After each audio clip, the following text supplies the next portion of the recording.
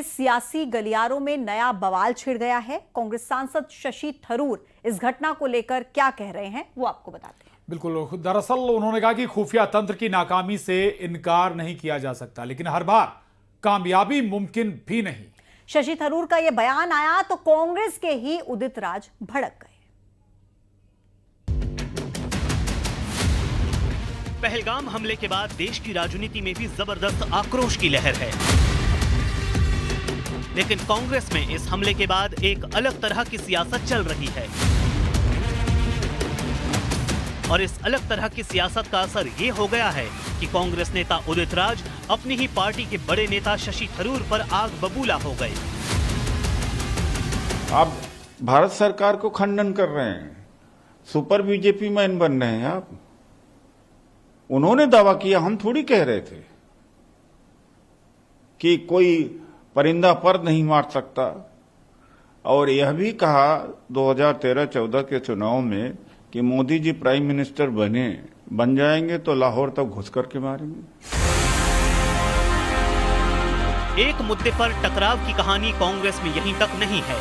पहलगाम जैसी बेहद संवेदनशील घटना पर कांग्रेस नेता किसी एक लाइन पर न चलकर अपनी अपनी लाइन बना रहे हैं।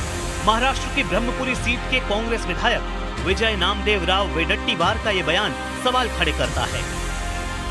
टेररिस्ट है, उसको कोई जात धर्म नहीं होता है, उसके साथ में ऐसा मत करो और उसको सीधा से सीधा उनको पकड़ के कार्रवाई करो। मूल रूप से अतिरेकी आए और उन्होंने 27 लोगों की जान लेकर चले गए। किसी ने जात धर्म भी पूछा, किसी ने नहीं पूछा। अगर ये पूछा गया है तो इसका मतलब यही है कि देश को अस्थिर करने के लिए, देश में दो समुदायों को, दो धर्मों को आपस में लड़ाने के लिए और देश का नुकसान करने के लिए उनकी मंशा हो सकती है। विजय वडेट्टीवार ने पीड़ितों के उस बयान को खारिज कर दिया है जिसमें उन्होंने कहा कि आतंकियों ने उनका धर्म पूछकर गोली मारी थी। उधर ओडिशा कांग्रेस अध्यक्ष 2 कदम आगे निकल गए। उन्होंने सरकार के एक्शन को ड्रामा करार दिया। जनता को डराने से अच्छा है कि टेररिस्ट को खत्म करें, टेररिस्ट को निपटाने का काम करें तो शांति में रहे। पुलवामा के बाद ये रिपीटेशन क्यों हुआ? आज भी उस तरह की ड्रामाबाजी चल रहा है क्या? ऐसे तरह से चलता रहेगा? मानवता के साथ, इंडियन लोगों के साथ, भारतीय हिंदू के साथ क्या इस तरह से खेला जाएगा? ऐसा नहीं होना चाहिए। इतना ही नहीं, कर्नाटक के मुख्यमंत्री सिद्धारमैया भी इस मुद्दे पर विवादास्पद बयान को हवा दे चुके हैं। यही वजह है कि बीजेपी को कांग्रेस नेताओं को घेरने का मौका मिल गया है। कांग्रेस पार्टी का एक ही काम चल रहा है, पाकिस्तान के गुनाहों का व्हाइट वॉशिंग करना। किस प्रकार से पाकिस्तान प्रेम में पाकिस्तान को बचाना है, पाकिस्तान के गुनाहों के ऊपर पर्दा डालना है, आतंकियों को किस प्रकार से संरक्षण देना है, इसका काम कांग्रेस पार्टी भली भांति से आरंभ कर चुकी है। दिखाने को तो ऑल पार्टी मीटिंग में कहते हैं हम भारत के साथ में हैं, मगर पब्लिकली आके पाकिस्तान के पक्ष में सिद्धरामैया जी, जो कोई छोटे नेता नहीं है, वो कांग्रेस पार्टी के एक बड़े नेता हैं, वो एक चीफ मिनिस्टर हैं, कर्नाटक के मुख्यमंत्री हैं। और सिद्धरामैया जी जब ये कहते हैं कि युद्ध नहीं होना चाहिए, पाकिस्तान के ऊपर आक्रमण नहीं होना चाहिए, क्यों? आपको इतनी हमदर्दी क्यों है पाकिस्तानियों के साथ? आतंकवादियों के साथ आप एक क्यों हो गए हैं?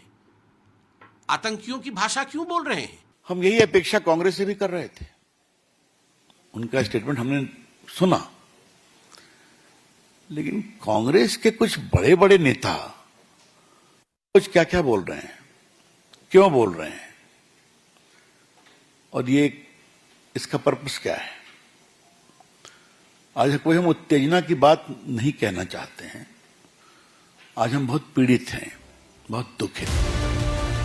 पहलगाम हमले जैसी बेहद संवेदनशील घटनाओं पर भी कांग्रेस के भीतर मतभेद साफ दिखाई दे रहे हैं।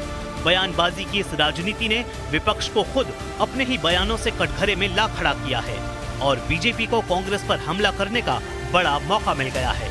यही वजह है कि आने वाले वक्त में सियासी लपट और तेज हो सकती है। और बड़ी खबर है, बता दें आपको कि एक नया वीडियो आने के बाद एनआईए का एक्शन बढ़ गया है। जिपलाइन ऑपरेटर को हिरासत में लिया गया। सूत्रों के हवाले से